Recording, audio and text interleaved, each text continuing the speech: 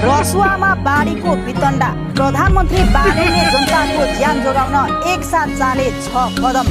सेनादेखि निजी कम्पनीका हेलिकप्टर समेत राखियो स्ट्यान्ड बाई। बोलाइयो उच्च स्तरीय बैठक।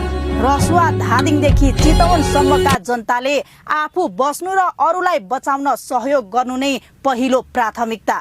यो विपत्तिमा सबैले आफ्नो तर्फबाट सकेको सहयोग गरौं। तिब्बतबाट ओर्लिएर आएको भोटेकोसीको रोदन अहिले त्रिशुली हुँदै मुगलिन र चितवनसम्म पुगेको छ। रसुवा र नुवाकोटमा बाढीले भयानक वितण्डा मच्चाएको छ। नदी छेउका बजार बगेका छन्। जलविद्युत आयोजना, पुल, सडक र प्रहरी चौकीहरू क्षतविक्षत भएका छन्। यो घटना सामान्य बाढी होइन, यो भयानक राष्ट्रिय विपत्ति हो। तर यसपटक राज्य मुखदर्शक बनेको छैन। जनताको ज्यान जोगाउन प्रधानमन्त्री बालेनले विपदको खबर पाउन साथै राज्यका सम्पूर्ण संयन्त्रलाई युद्ध स्तरमा परिचालन गरेका छन्। उद्धारको लागि नेपाली सेना, सशस्त्र र नेपाली प्रहरीको फौज प्रभावित क्षेत्रतर्फ अघि बढिसकेको छ भने विपद व्यवस्थापन प्राधिकरण सँगै मेडिकल टिम, स्काउट र रेड क्रस ग्राउन्डमा खटिँदैछन्। घाइतेको उपचारका लागि थप एम्बुलेन्सहरू रसुवा जाँदैछन्। तल्लो तटीय क्षेत्र तत्काल खाली गर्न प्रमुख जिल्ला अधिकारीहरूलाई ठाडो निर्देशन दिइएको छ र अहिले जनताको मोबाइलमा अलर्ट म्यासेजहरू बज्न थालेका छन्। सम्भावित जोखिमलाई मध्यनजर गर्दै सरकारी मात्र होइन, निजी कम्पनीका हेलिकप्टरहरूलाई समेत उद्धारमा पठाइएको छ र केहीलाई जुनसुकै बेला उड्न सक्ने गरी तयारी अवस्थामा राखिएको छ।